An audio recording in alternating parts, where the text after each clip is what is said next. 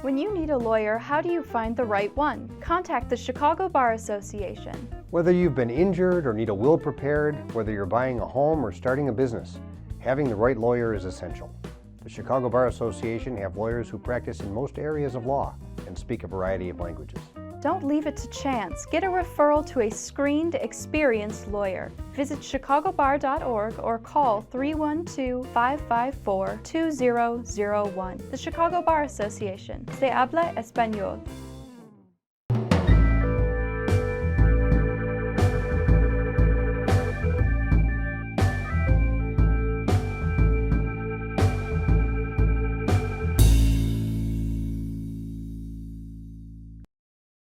Welcome to Chicago Talks, You and the Law, hosted by the Chicago Bar Association. I'm your host today, Max Barrick, and today we'll be conducting a roundtable discussion about veterans benefits, the issues veterans face reintegrating into civilian life, and some resources and things available to veterans that they can do as they go through this difficult process. Today I'm lucky enough to be joined by the two panelists, TJ Battistelli and Vance Walczak. TJ is a veteran. He is a former first responder and the founder of First Response Family Law. TJ is a family law attorney and helps his clients understand and get comfortable with the process of divorce and child custody. TJ also is beginning to help veterans work to navigate the benefits process as well as part of his practice. Vance Walczak is the director of veterans benefits at the same firm. Vance is a veteran and served overseas in multiple countries in Europe and throughout Southwest Asia, and I think the parts he can tell us about today, he will. He himself has had to navigate this veterans benefits process and go through the, at times, really Byzantine and complicated network of bureaucracy in getting these benefits, so he can speak to this process firsthand and the efforts he's undergoing to help veterans go through it. Gentlemen, welcome. Thank you, Miss. So first, thank you both for your service and putting in time for the country. I know that's not an easy thing, and we ask a lot of our servicemen, so thank you to both for sure. Thank you. I want to start with you, Vance. Can you tell us a little bit about your time in the military? Yeah, I enlisted into the Army in December 2015 on a 6-year contract. I did my basic training and my AIT, which is Advanced Individual Training, job training, both in Fort Leonard Wood, Missouri. Say about a year after that, we went on our first training mission to Romania, and then a year after that, another training mission to Poland. And then within that 2-year time frame of coming out of basic and AIT, I did my 1-year combat tour of 411 days, which was blended between Kuwait, Saudi Arabia, and Iraq. I got medically discharged while I was deployed and coming home. That was pretty much the end of my military career, to which I came home and started seeking the veteran benefits and all that stuff and getting familiar with that. Sure. And TJ, are you able to share a little bit about your time in the military with us? Yes. I briefly served during, at the time was Operation Desert Storm, Desert Shield, and I was stationed stateside. At that time, the government was focusing a lot of their military efforts overseas and kind of downsizing a lot of their stateside resources.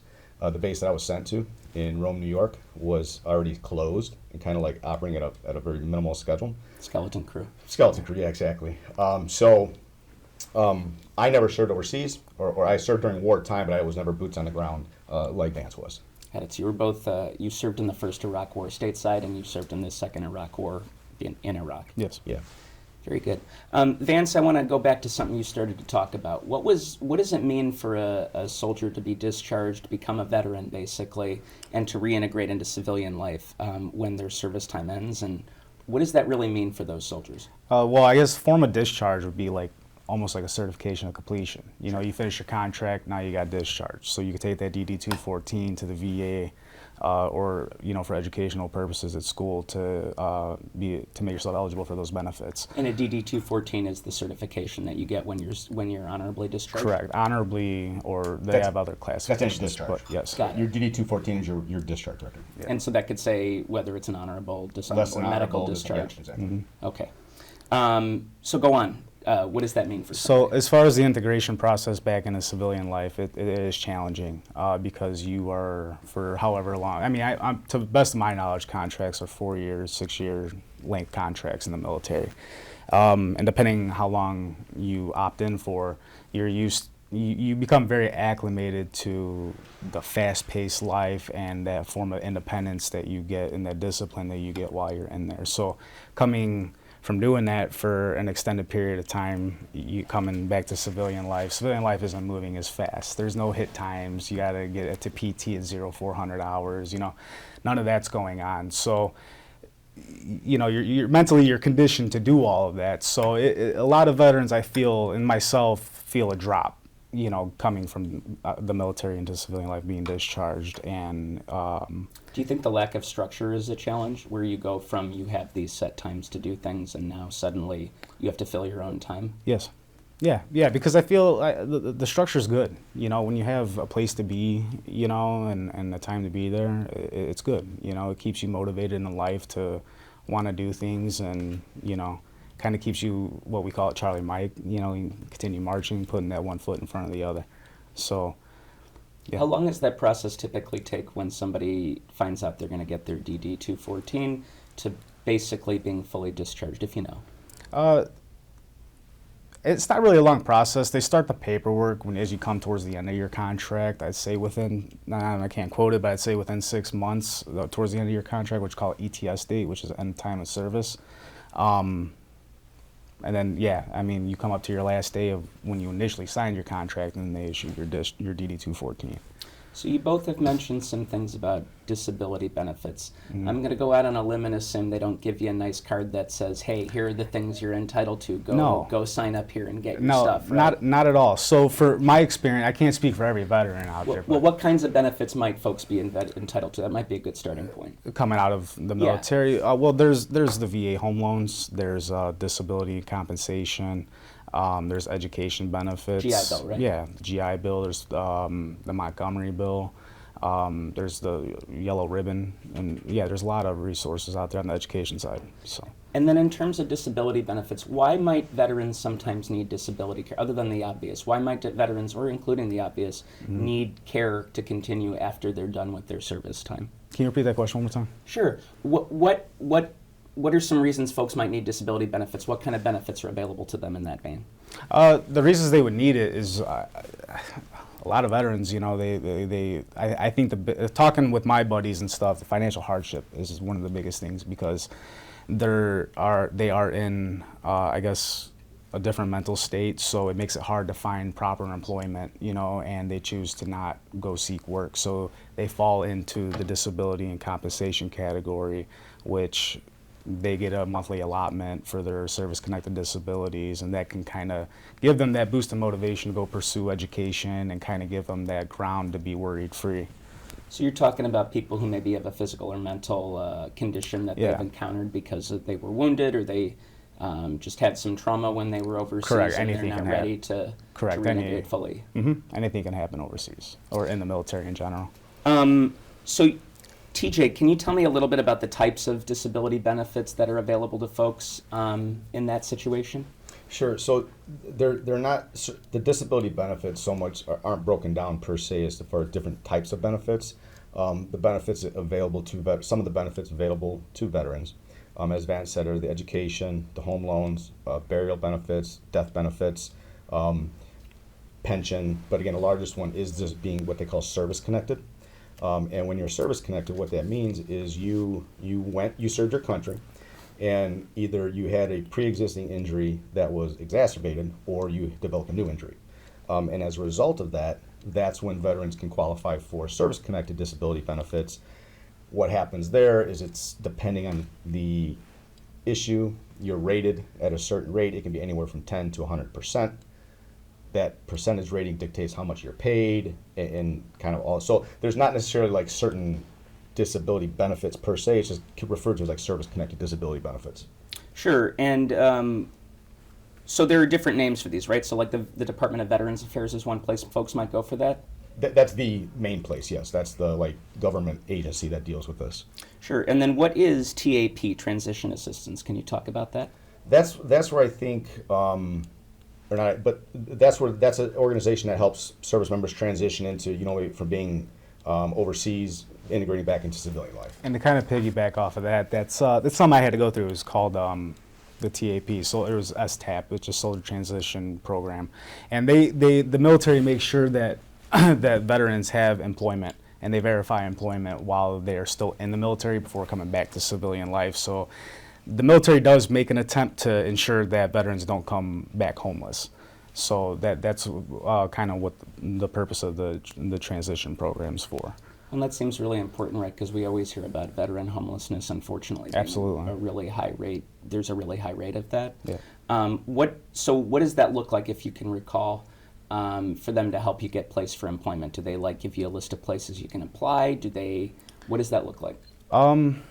I think on site that the resources are very limited, but they essentially they get the information of where you currently work and verify that you're still employed there. Got it. So to either you can answer this question, and I kind of made a joke about this at the beginning. It's like they don't give you a card, but do veterans get a lot of guidance of this as they leave the service? No. So and that's the largest problem. In fact, Vance, I had a conversation about that this morning. Yes, these programs exist, right?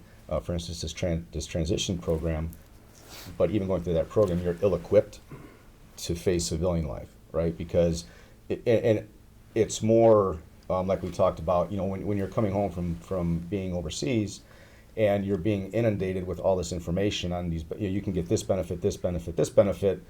It's a lot to take in. You're processing a lot. So I think the way that it's done, it's too much burden on the service member to kind of understand their benefits and what they're entitled to. So what happens is, yes, they get this transition, but then they come home and then reality strikes. And then it's, well, do I remember everything that I was told X amount of months ago when I first came back from the war, when I was worried about, thank God I was able to be home. right. You know what I mean? So maybe the process, the way it's done can be improved. But that's a large problem with that program, is it exists, but it doesn't adequately prepare a veteran. Are there benefits counselors, programs that exist to help people navigate this process, websites, anything like that? They're through the VA. The largest difficulty, or I guess I should say the problem with navigating through the VA, is the VA is in a position to where they have to help and advocate for the veteran, but they also have to protect the resources of the government. So it's a fine line to walk when you almost have to help somebody on both sides of the coin. So a lot of the stuff with the VA is hung up on technicalities. Okay, you didn't fill out this proper form number, or you should have this form instead of this form. So it's just a frustration of the process is meant to be. I don't know if it's meant to be, but the process is just it's rigorous. It's intimidating. It's rigorous, and I think a lot of veterans out there can get lost in that paperwork process, to where they lose hope in trying to get service connected. So can't say that they don't necessarily know about it, but it is a rigorous process. And like he said, if one box is unchecked, they'll deny the whole claim and you got to restart. And I gather they're not telling you, hey, just check this box and we'll be okay. Correct. They're just saying denied, and you don't know why. And people through their good efforts and goodwill, they've attempted to help veterans and fill out the paperwork, but you need to be accredited to the VA in order to help out veterans and fill these forms out. But people who are non-accredited have tried it, again, just out of the goodwill of their heart, and they mess up a form, they don't fill it out properly, and that delays benefits sometimes years. Do the benefits counselors, so when we were preparing for the show, you guys mentioned VA benefits counselors to me just as a concept. Are those folks able to help folks navigate this process, or are there not enough of them? What is their role in it? I think they're more set up for the mental health component. I don't know. I know, Vance, you may be able to comment on this, because I don't know if there are actual counselors set up to help navigate this process. Yeah, a lot. There's not.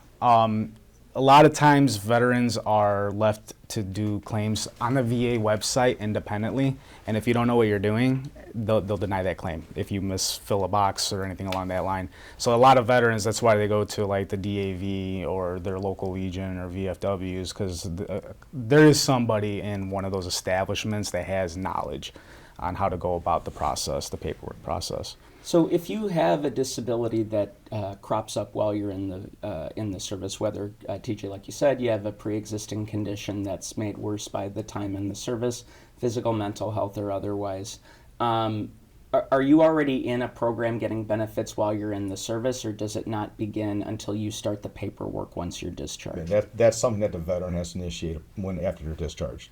Got it. I mean, you may get medical care, for your injury while you're in, right?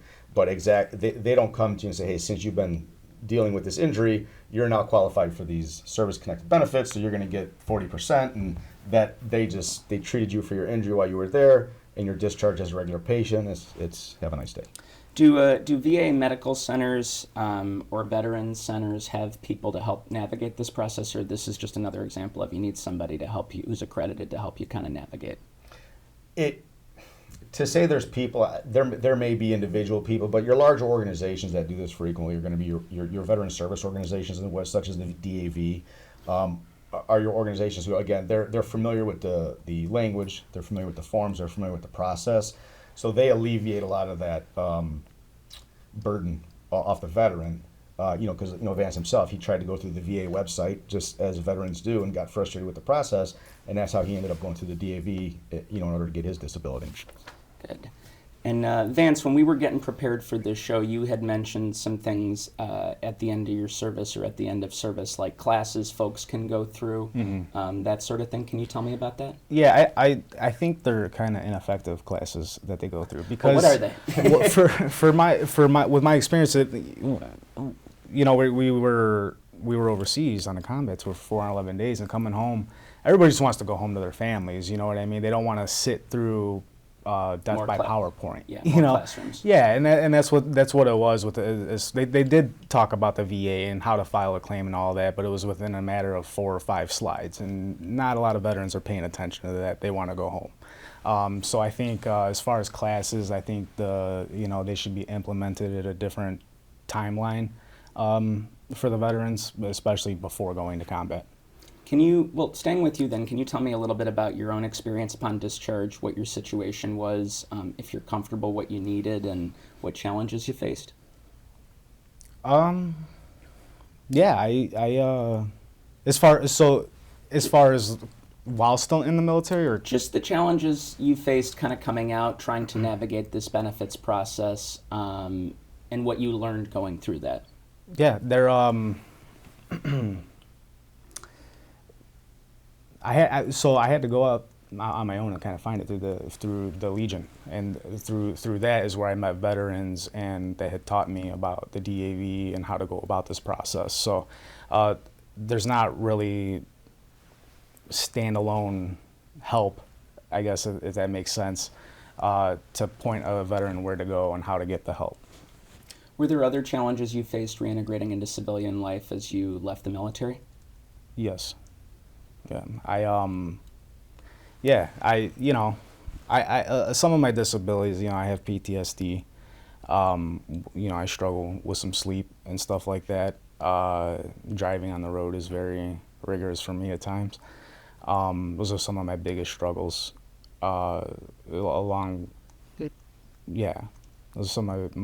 of my bigger struggles. I have a traumatic brain injury, so that kind of went against me when it came to finding proper employment because of how that impacted me with being able to speak or memorization and things along that line. Yeah. I'm sorry to hear all that, and I'm sad to think that that's probably pretty common for a lot of soldiers who come home. Absolutely, who face that, who've faced things that probably most of us can't think of, and then it's like, and now you gotta figure out how to just get by day to day and do things that everybody else takes for granted, right? Yeah. Yeah. And it's nice that the system exists, but it's frustrating to hear that it can be so difficult for regular people to navigate without somebody who's trained to help you, right? Yeah.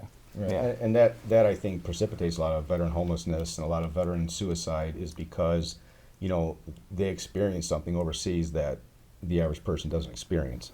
Now when they come home and look to their government for help, the government that sent them there, the government says, climb up this ladder, and if you get to the top, maybe we'll help you, but maybe we will knock you down. So when you add, they get frustrated, they give up, and they say, well, I'm just gonna be homeless. Like there's veteran homeless parks set up, and it's unfortunate, but it exists, and I think just because it's just such a arduous process to get these benefits. You know, nobody's helping you every step of the way. You know, I remember speaking with Vance and with a lot of his PTSD, and just even finding relatable therapists to talk to, you know, because you're trying to talk to a therapist about something that they haven't experienced. So so there's a component there. So it's difficult, right? So yeah.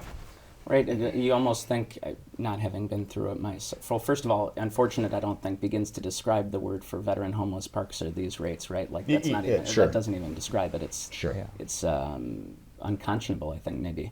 But, you know, to the therapy point, right, like, it probably requires somebody who's served themselves almost, who can not just diagnose PTSD, for example, and I'm just picking that, you know, out of, because we're talking about it, but can understand how that developed and can say, yeah, I went through the same thing, or I experienced the same trauma you did, and I understand why you're in this spot, right, or why you're navigating. I think it's a relatability issue. Yeah. You know what I mean? I spent more time as a public servant than I did a veteran, but I can even tell you know, things I experienced as a first responder. We're just, you know, we see and experience things that the normal person doesn't, and the resources are just not there for help and support. And then when you go to the average person, they don't really understand and can't really, you know, they're not there to actually help, you know, so it's another, you know, obstacle to have to cross. Well, teacher, that's a good transition for us. So tell us what sorts of help is out there. So you've got this giant system out there that's impossible to navigate or very difficult to navigate for the average soldier. What sort of help is out there that folks can get to actually navigate that? The big ones are your veteran service organizations, you know, your DAVs and that type of thing, because again, they have the resource. The DAV's been around, I don't know how long it's been around, but they're set up to help a veteran, right?